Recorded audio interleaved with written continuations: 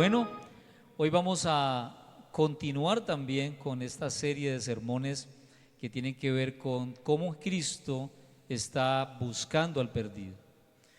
Y quisiera comenzar diciendo que hay algo que todos buscamos y es cierta seguridad. Buscamos de una u otra manera en la ciudad, en un país, en un empleo, en un negocio, en una relación, y de una u otra manera pensamos que ese tipo de cosas nos dan cierta seguridad. Y como creyentes también pensamos que nuestra seguridad, confianza y certeza la tienen algunas cosas externas. Y es cierto que hay unas ciudades más seguras que otras, es cierto que hay relaciones que brindan ese tipo de seguridad, pero no es 100% así. Cuando viajamos a otro país y sentimos la tranquilidad de caminar por las calles con un celular, hablando y no pasa absolutamente nada, nos parece que eso es una fantasía. Y obviamente pues todo se centra en nosotros porque no me está pasando a mí. Cuando nos pasa algo es que no queremos eso y sentimos que de una u otra manera necesitamos ese espacio. Pero en este mundo caído, cada vez más ese tipo de seguridad será menos fácil de encontrar. Pero no significa que no podamos tener buenas relaciones, que no busquemos lugares más seguros, en fin, pero quiero mencionar es que hay una necesidad en nuestro corazón de sentirnos seguros a través de algo. Pensamos que una empresa es nuestra seguridad y la empresa no es la seguridad. Pensamos que una relación es mi seguridad, pero la relación no es mi seguridad. Y la palabra nos habla de que sí hay un lugar seguro, sí hay una plena confianza, sí hay una relación que no cambia y que no falla, y no es precisamente la que nosotros establecemos, sino la que Dios mismo establece a través de Cristo. Y vamos a mirar en el texto de hoy cómo podemos y cómo la palabra nos anima a eso. Algo también que es buscado por todos es la verdad, porque la verdad nos da cierta seguridad. ¿Quién tiene la verdad? Y los filósofos se rompieron la cabeza hablando de una verdad que estaba en algún lugar. Y nosotros podemos hablar entonces a partir de allí de una verdad relativa. Lo que para ti es verdad, para mí no lo es. Entonces, ¿de qué se trata el asunto? Y algunas veces hemos hablado sobre este tema, que sí hay una verdad, bíblicamente hablando, sí hay una verdad y está personificada en Cristo. Y Él dice, yo soy el camino y la verdad. Porque en el contexto hebreo la verdad es todo aquello que permanece en el tiempo y se cumple. Y Cristo es el cumplimiento de todas las cosas. El antiguo pacto apuntaba hacia Cristo. Y nosotros en este pacto nuevo, en la sangre de Cristo y en su gracia salvadora, estamos apuntando también a la verdad que es Cristo Jesús. Y eso nos da seguridad. Jesús no cambia, su palabra no cambia, cielo y tierra pasará, pero su palabra no pasará. En eso debe estar puesta nuestra esperanza, en lo que Dios dice, porque lo que Dios dice siempre será sostenido por su poder y por su gloria. Vamos hoy a tocar un tema que he titulado La nueva vida con propósito. Y les invito para que busquen sus Biblias en 2 de Corintios capítulo 5, versículos 17 al 20. El apóstol Pablo comienza en este texto diciendo, por lo tanto, y ese conector de por lo tanto tiene que ver con algo que ha dicho antes. ¿Y qué es lo que Pablo ha mencionado antes? Así que voy a referirme al capítulo 5, versículos 4. Pablo ha dicho, realmente vivimos en esta tienda de campaña, hablando de este cuerpo. Y en el verso 7 dice, vivimos por fe, no por vista. Así que nos mantenemos confiados y preferiríamos ausentarnos de este cuerpo y vivir junto al Señor. Por eso, verso 9 dice, nos empeñamos en agradarle, ya sea que vivamos en nuestro cuerpo o que lo hayamos dejado. Y en el versículo 10 dice, porque es necesario que todos comparezcamos ante el tribunal de Cristo para que cada uno reciba lo que le corresponda según lo bueno o malo que haya hecho mientras vivió en el cuerpo. Pero lo que Pablo está planteando no es algo que nos desmotive para vivir esta vida, porque a veces pensamos que la eternidad es algo que vendrá un día después de que nos muramos. Cristo vino para darnos vida porque estábamos muertos y estamos vivos en este mundo temporal. Así que Él desea que nosotros disfrutemos la vida, pero que no disfrutemos la vida como el mundo piensa que se disfruta la vida, sino que realmente tengamos algo más esperanzador, algo mucho más grande, mucho más amplio que simplemente la búsqueda temporal del placer. El placer está implícito en el plan de Dios, la alegría está implícito en el plan de Dios, que podamos gozarnos todos los días está en el plan de Dios. El asunto es que buscamos gozarnos o sentimos gozarnos cuando las cosas tienen cierto color y cierta forma. En el discipulado hablábamos de algo que el mismo Pablo le dice a la iglesia de Filipos: no os quejéis ni contendáis siempre, porque la queja nos roba la posibilidad de alabar a Dios. La queja se puede volver una actitud de mi vida. Nos quejamos por todo. Nos quejamos por el calor, nos quejamos por el polvo, nos quejamos por la lluvia, nos quejamos del gobierno, nos quejamos del trabajo. Si tenés trabajo, te quejas, y si no tenés, también. Y la queja se vuelve en algo tan caótico que venda nuestros ojos y no nos deja ver mucho más allá que 1 metro de distancia. No nos permite ver la gloria de Dios todos los días, no nos permite disfrutar la vida todos los días. Porque si hay algo que tenemos que reconocer, es que en Cristo cada día es una oportunidad para gozarnos en el Rey de Reyes y Señor de Señores. Pero tal vez dirás: hermano, es que usted no sabe lo que me toca. Yo quisiera verlo a usted en mi día para ver si está alabando a Dios. Pues déjeme decir que he tenido días malos, como los calificamos nosotros. ¿Y por qué llamamos a un día malo? Porque las cosas no salen como quisiéramos. Y cuando las cosas no salen como queremos, entonces creemos que todo está mal. Y automáticamente no podemos alabar a un Dios que es soberano, que está por encima de todas las cosas, obrando en todas las cosas, y según la palabra de Dios, a los que amamos a Dios, todas las cosas, ¿qué?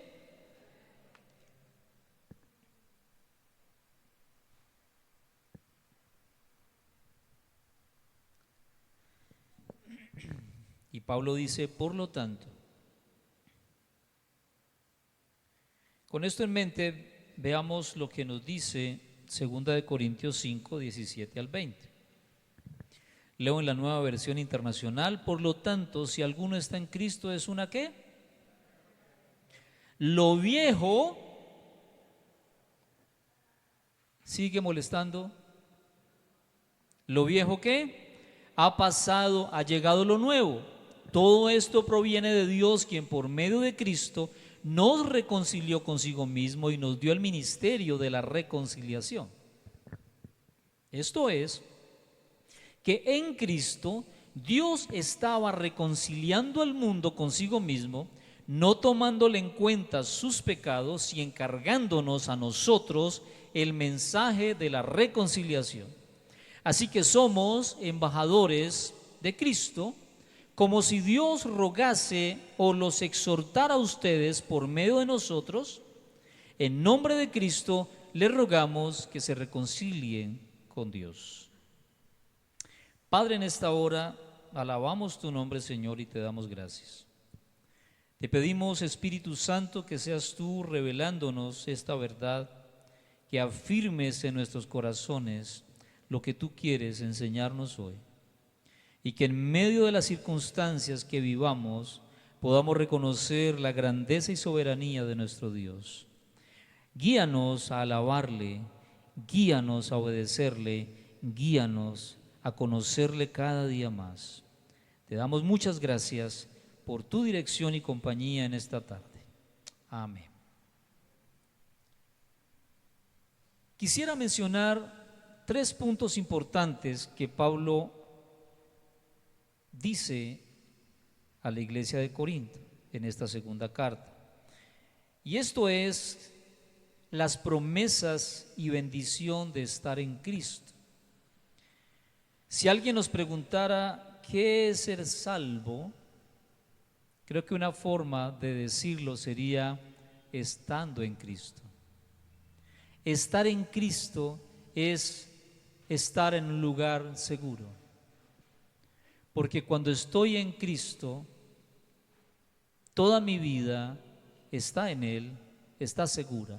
Es un cerco de protección, pero no porque busquemos la protección en Cristo. Muchas personas buscan a Dios en momentos de dificultad.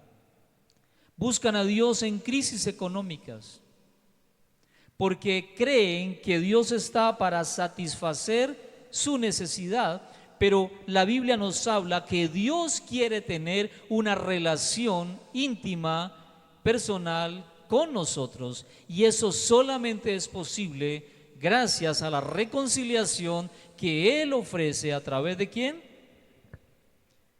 ¿A través de quién? Ok. Promesas y bendición de estar en Cristo. ¿Dónde estábamos? ¿Y cómo estábamos? Sin Cristo estábamos en nuestros delitos y pecados, lejos de la ciudadanía de Dios, dice Pablo también. Resucitados con Cristo estamos en Cristo. Y Pablo escribe en Romanos 8:1, ahora ninguna condenación hay para los que están en Cristo. Y en el versículo 17 del texto de hoy, él dice, por lo tanto, si alguno está en Cristo, es una nueva. Lo viejo ha pasado, ha llegado ya lo nuevo. Y él menciona 2 cosas importantes a tener en cuenta al estar en Cristo. Lo primero que dice es que hay una nueva creación. No es una reparación, no es algo que se ha añadido, no es algo que se adiciona, no es algo que se lleva en una maleta. Muchos creyentes viven como si lo único que tienen en Dios es un cambio de religión. Yo antes era de esto, ahora soy cristiano. Otros viven satisfechos con saber que sus pecados han sido perdonados y sienten paz, pero hay algo más allá que eso, más excelente. Somos nuevas criaturas. Somos nuevas criaturas. Y como nuevas criaturas hay una expectativa de vida diferente. No es vivir la misma historia, porque ahora vamos a mirar qué pasa con esa historia. Nuestro ser interior es nuevo, solo se transporta en este cuerpo que es el mismo con el que hemos nacido, se ha envejecido y se puede enfermar, detenerse, morir. Pero nuestra vida, nuestra esencia, espíritu y alma han sido tocados, vivificados por la obra de Cristo. ¿Y quién le ha dado vida a nuestro ser? Cristo, a través de su obra en la cruz y del Espíritu Santo. Y es el Espíritu Santo que nos quiere guiar en esta verdad y en toda la verdad, que alimentemos nuestra mente con esta verdad de que en Cristo estamos completos. La obra de redención es completa. No andamos buscando algo para llenarnos, pensando que a Cristo le faltó algo por hacer. De otra manera invalidamos la obra de Cristo. Si yo creo que debo hacer esto y aquello para añadirle algo a la obra de Cristo, entonces la obra de Cristo es incompleta, no funciona para mí.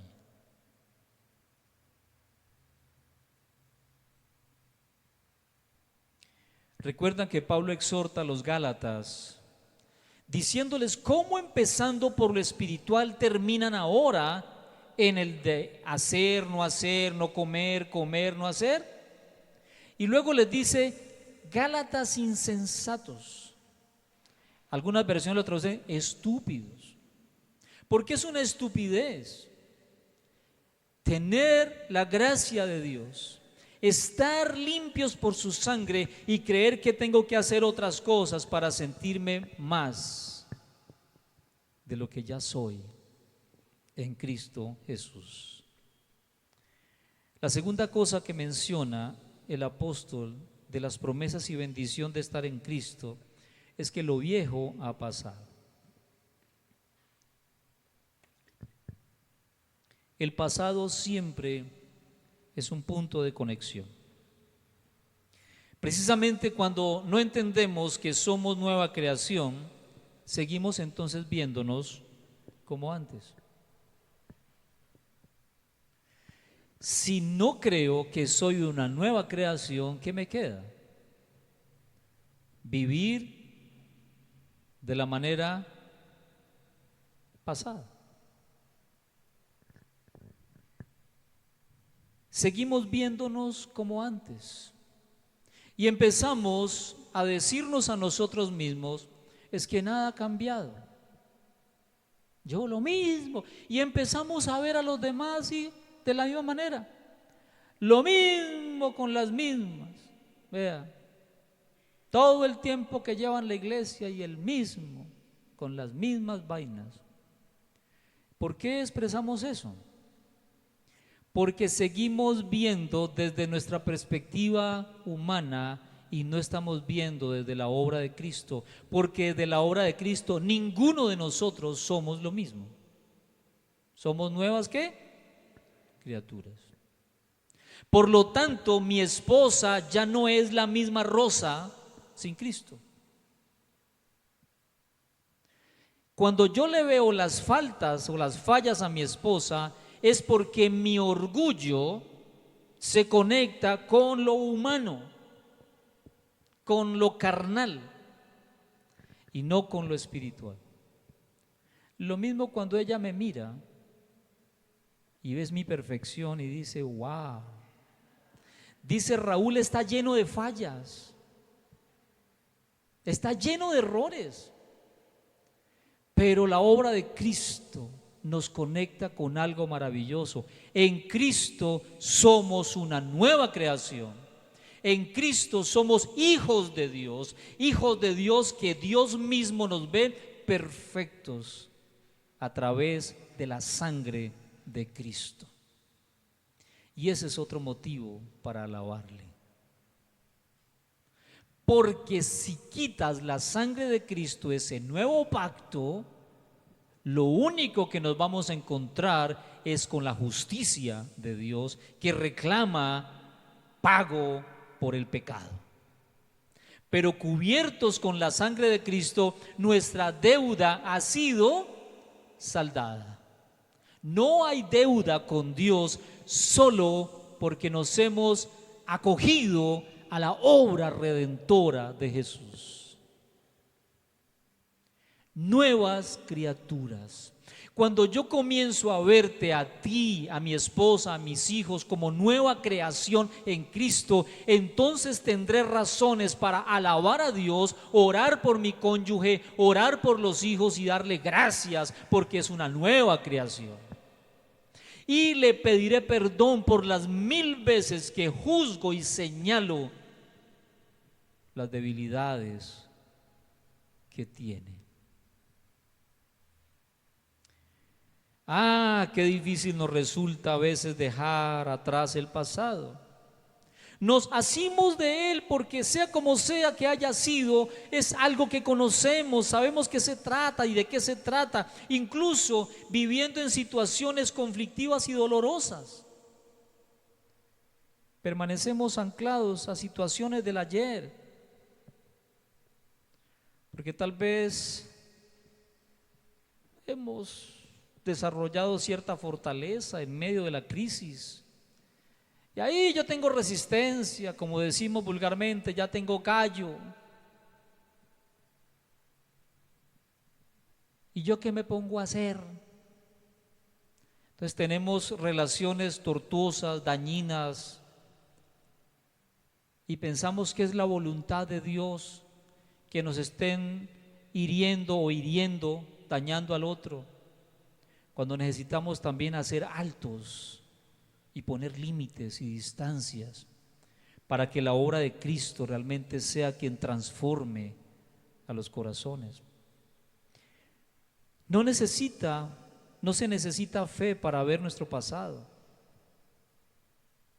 Tampoco se necesita un sacrificio. Nos resulta fácil. Es más, podemos deleitarnos en situaciones del pasado. Traer a la memoria situaciones difíciles nos resulta sencillo. Nomás note con qué facilidad hacemos la lista de errores nuestros y de los demás. Si te preguntan, dame 10 defectos que tiene tu esposo, solo 10, porque yo tengo como 100. Pero cuando nos piden, haz una lista de las cosas buenas que tiene, a veces no pasan de 5. ¿Por qué? Porque estamos conectados a situaciones que no aprobamos, que nos lastimaron y estamos anclados al pasado. Y permítame decir, nos es fácil conectarnos con el mundo del que Cristo nos sacó, porque tenemos unas mentes viciadas con experiencias, legados y archivos que nos conectan fácilmente. ¿Por qué? Porque la otra parte es alimentar nuestras mentes con la verdad de Cristo, es nuestro compromiso. Pero si la palabra de Dios no está en nuestra vida, no la buscamos, no la amamos, no la tenemos, meditamos constantemente en ella, ¿qué es lo que va a hacer posible que nos desconectemos de un pasado? Hay cristianos que siguen viéndose estúpidos, torpes, buenos para nada. Y suenan más fuerte las voces del pasado que les condenaron de esa manera que la palabra de Dios que te llama hijo de Dios, nueva creación, nación santa, pueblo adquirido por Dios, perfecto en Cristo. La tercera cosa que dice el apóstol es: ha llegado lo nuevo. Lo nuevo puede ser considerado como temeroso, pero cuando entendemos que somos nuevas criaturas, lo nuevo es la realidad y se requiere valor y fe para avanzar en lo nuevo. El pasado es un pasito, nos es fácil conectarnos, pero avanzar en el nuevo hombre y la nueva mujer que somos en Cristo nos genera resistencia. ¿Por qué? Porque creemos que es algo que hacemos nosotros. Me voy a adentrar en la fe. No, el Espíritu Santo nos proporciona las herramientas para poder avanzar, porque es fruto del Espíritu Santo. La confianza plena en el Dios que conocemos. No podemos confiar en un Dios desconocido, mis hermanos, es imposible. Lo desconocido nos genera inseguridad y temor. lo conocido distorsionado también. Hay personas que han tenido relaciones tortuosas, que dieron con hombres siempre embarrándola y dicen, yo no confío en los hombres. O mujeres lo mismo, yo no confío en las mujeres. Pero Cristo no es hombre para que se arrepienta. Cristo es Señor de señores y lo que Cristo dice cumple, por lo tanto podemos estar confiados en Él. Lo nuevo es que Él nos ha dado una nueva vida. El pasado nos roba el asombro, lo nuevo exige una actitud de avance. El pasado nos detiene, lo nuevo nos anima y nos emociona.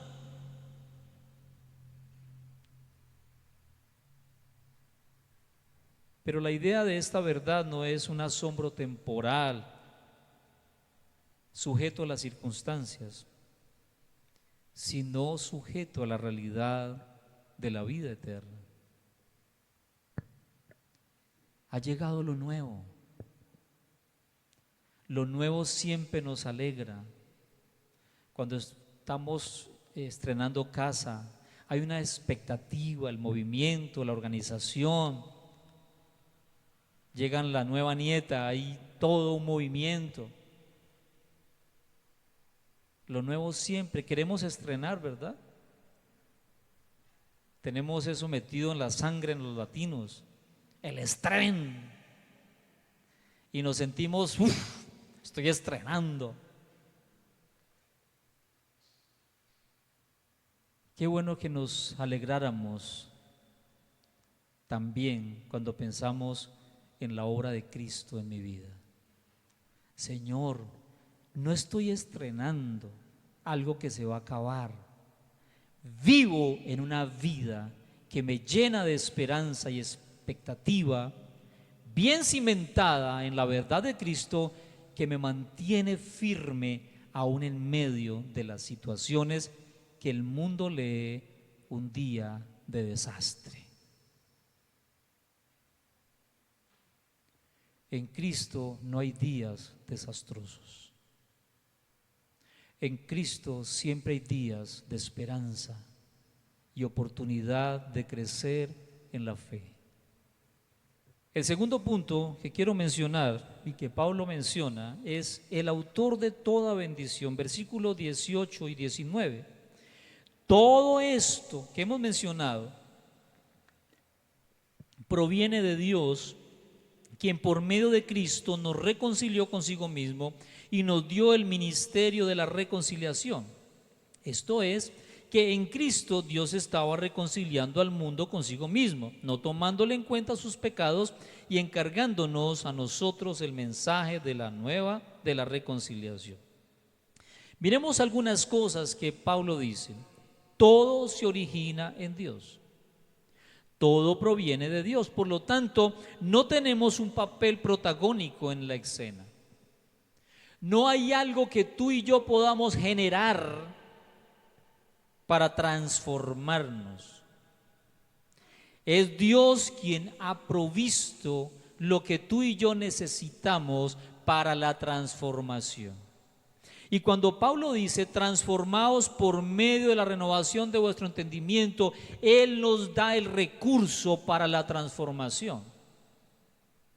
Tú y yo podemos cambiar hábitos en nuestra vida, en nuestro carácter podemos cambiar hábitos, en ejercicios podemos hacer ciertos cambios, pero esa transformación espiritual, esa transformación que irá con nosotros, solamente podrá hacerla Cristo, porque hay personas muy éticas y morales.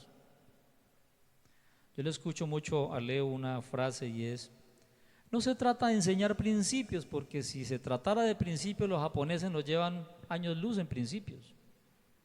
Pero un japonés sin Cristo o un colombiano sin Cristo, éticamente correcto, no va para el Señor. Y tenemos gente éticamente correctos, derecho a una eternidad sin Cristo. Así que nuestra vida necesita algo más que principios, y es la sangre preciosa de Cristo. Y ese fue algo que nació en el corazón de Dios. Buscarte a ti y a mí nació en el corazón de Dios. Dios no dijo: ay, Juan, tan buen muchacho que es, hombre, yo creo que voy a hacer algo. No, Dios vio a Juan, a Raúl, a Pepe, a todos cubiertos de maldad y de pecado. Pero hizo algo más que eso. Dice, nos reconcilió por medio de Cristo. Esto nos habla de nueva relación restaurada, podemos disfrutarla. La reconciliación tiene que ver con algo que estaba dañado, algo que se arregla y algo que se vive diferente. Reconciliación. Ahora en Cristo, como nuevas criaturas, tenemos una relación con Dios. Y esa relación con Dios es para que la tengamos presente 24/7. A veces nos asiste la religiosidad pensando que me conecto con Dios en el tiempo de alabanza. No, usted está en una relación con Dios permanentemente. ¿Quién hizo posible eso? El camino que es Cristo. Cristo hace posible que tú y yo podamos hablar con Dios, relacionarnos con Dios, sentirnos amados por Dios, amar a Dios, servir a Dios sin impedimento. El único impedimento que tenemos es cuando pecamos.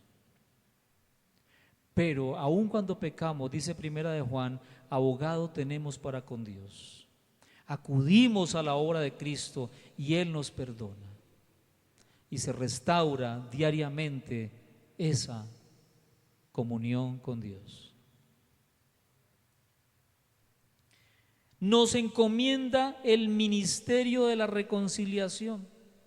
El Evangelio es la narrativa del plan de Dios, por eso el imperativo de hacer discípulos, de enseñarles y llevarlos a la fe en Cristo.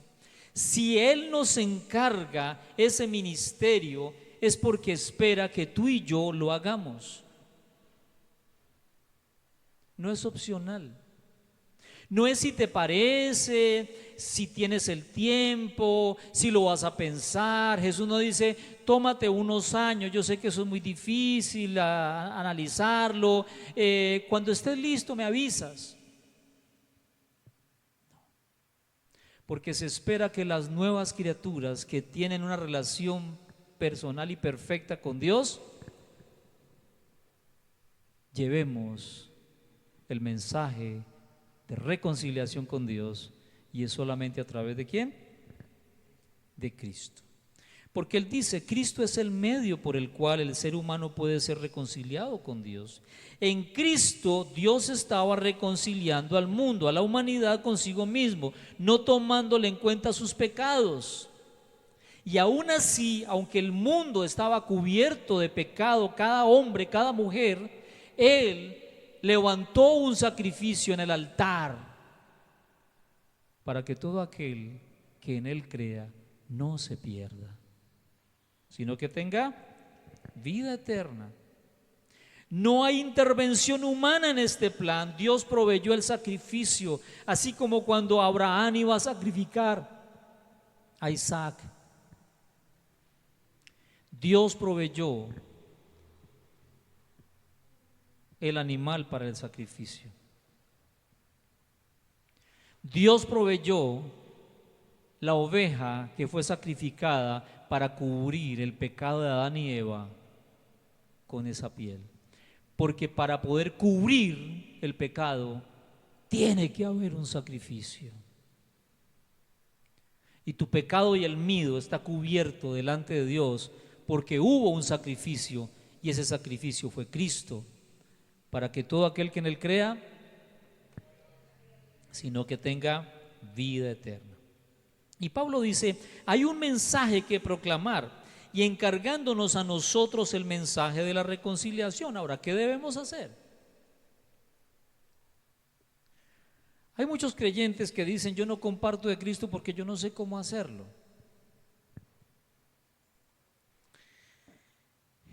Los creyentes de los siglos pasados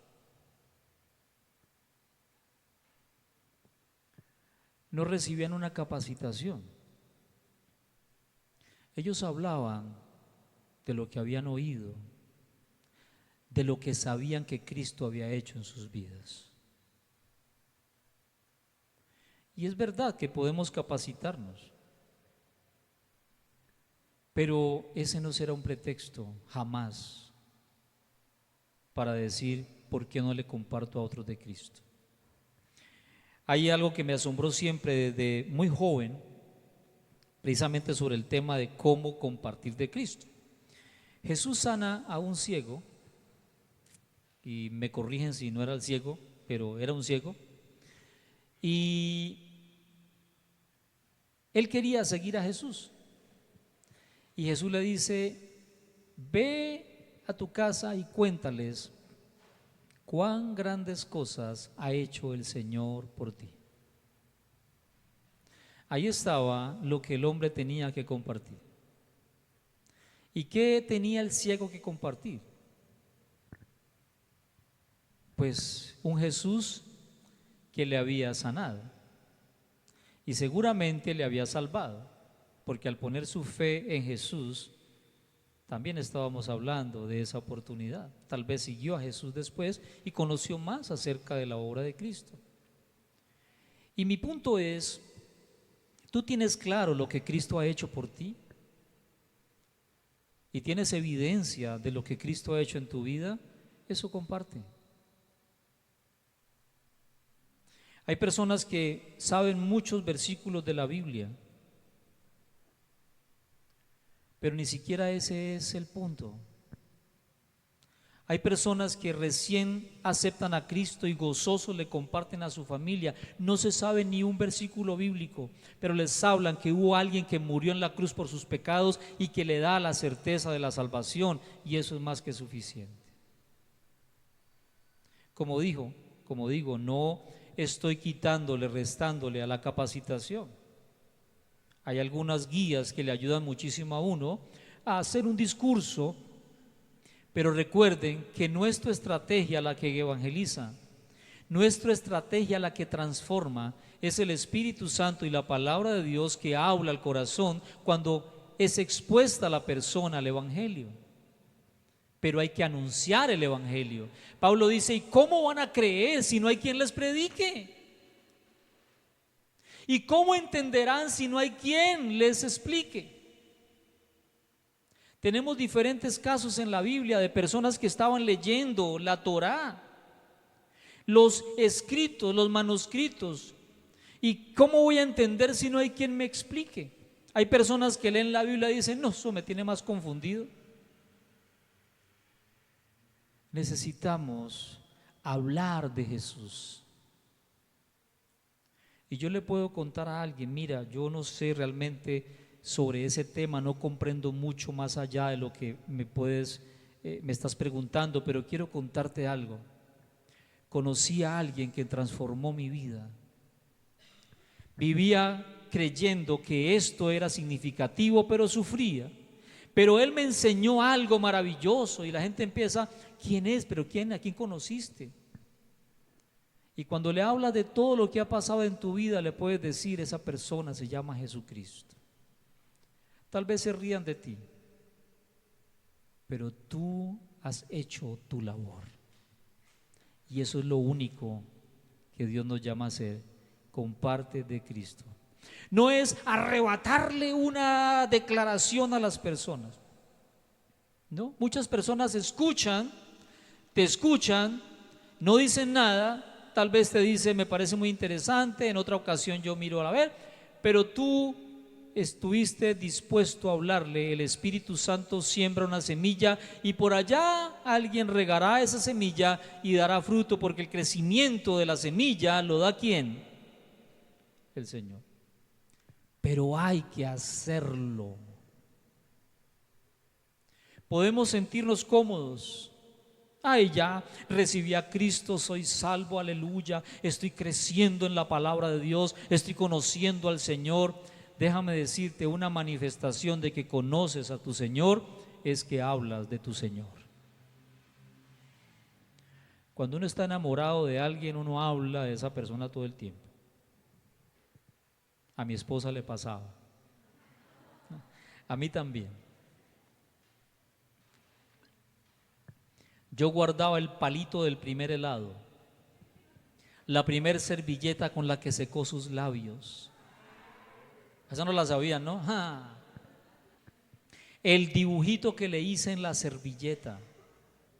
Y tiene una maleta así de papelitos que le escribía. Porque cuando sientes eso por alguien, tú no puedes dejar de decirlo. Pero con Jesús, ¿qué nos está pasando? Ha sido una encomienda de parte de Dios. Y ese es el tercer punto y último, la encomienda al estar en Cristo. Ser embajadores, versículo 20. Así que somos embajadores de Cristo, como si Dios los exhortara a ustedes por medio de nosotros, en nombre de Cristo, les rogamos que se reconcilien con Dios. Menciona Pablo dos aspectos importantes aquí. Uno, somos embajadores. Ahora, ¿qué hace un embajador?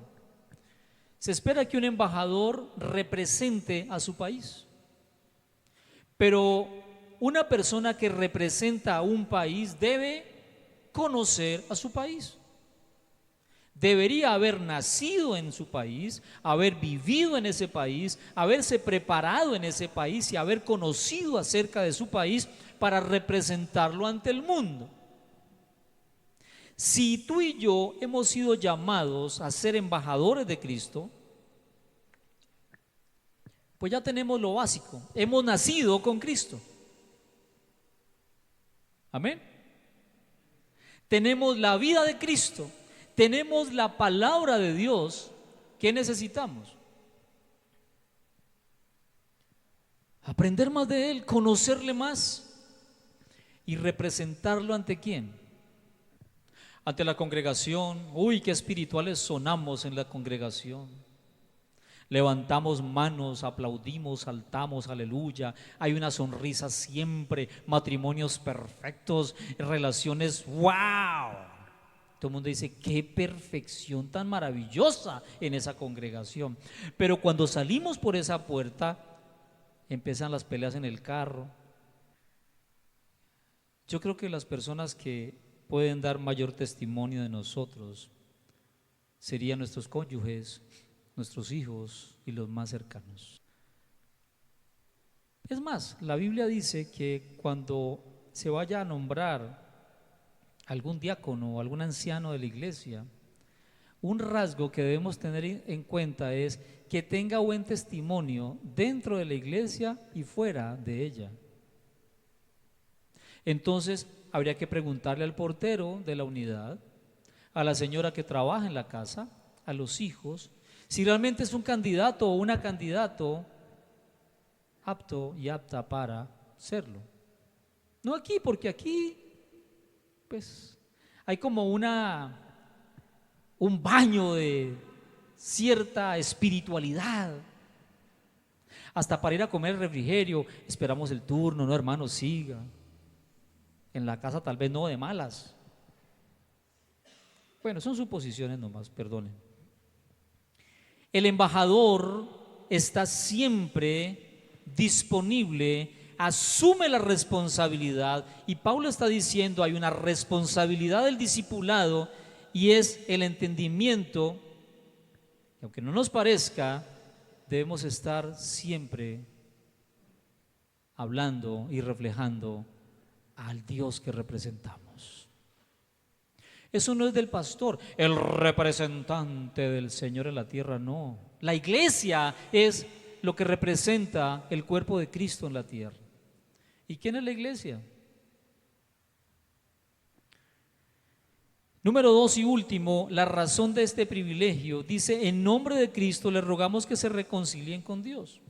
Esa reconciliación fue radical en la obra de Cristo y sin embargo cada día necesitamos de su gracia y misericordia porque constantemente estamos obrando según nuestra carne y nos acogemos entonces al arrepentimiento y la fe. Hay un abogado que es Cristo por nosotros. Señor, esta mente se conecta con tanta maldad que necesito cada minuto, cada media hora ir a tu presencia y decirte ayúdame, y el Espíritu Santo siempre estará mostrándonos la palabra. Ve a la fuente de vida para que tu confianza, tu esperanza esté puesta en el mejor lugar de seguridad. Cuando la avaricia aparece es porque hay una falta de confianza en la provisión de Dios. Cuando la tentación sexual aparece para personas que no son nuestras parejas, es porque hay una crisis en nuestra relación y necesitamos atenderlas, porque Cristo ha provisto esa necesidad en el matrimonio. No hay nada que Cristo no haya provisto para nosotros. Si proveyó la vida, la salvación, lo demás, dice la palabra, es añadiduras. ¿Con qué nos conectamos? ¿Dónde está nuestra seguridad? ¿En las nuevas criaturas que somos, en la obra redentora de Cristo, en la esperanza que tenemos, o en lo que nuestros ojos ven, en lo que nuestros sentidos captan, en el día malo, en el Vía Crucis, en la cruz que nos tocó,